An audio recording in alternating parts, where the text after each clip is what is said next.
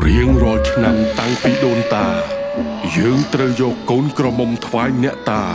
ដើម្បីជាធ្នូឲ្យអ្នកតាតាមថែរក្សាសាច់ញាតិគេគ្រប់ជំនាន់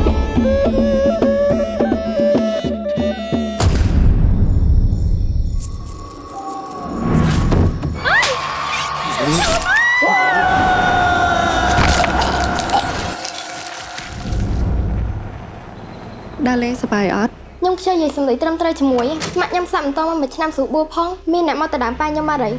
អញគ្មានសិទ្ធិនិយាយបែបនេះដាក់កូនខ្ញុំទេកូនចង់រស់នៅជាមួយប៉ាអត់កូនចូលចិត្តនៅតែពីអ្នកប៉ាឯងកូនអត់ចូលចិត្តនៅមួយម្នាក់ស្អីនោះហ៎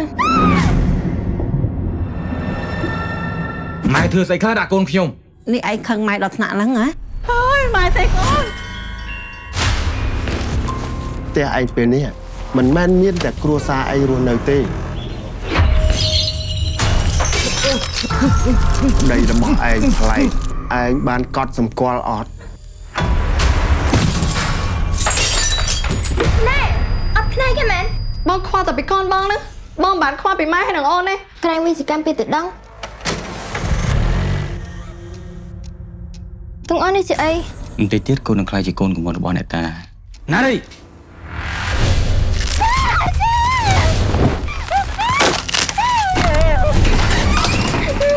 ត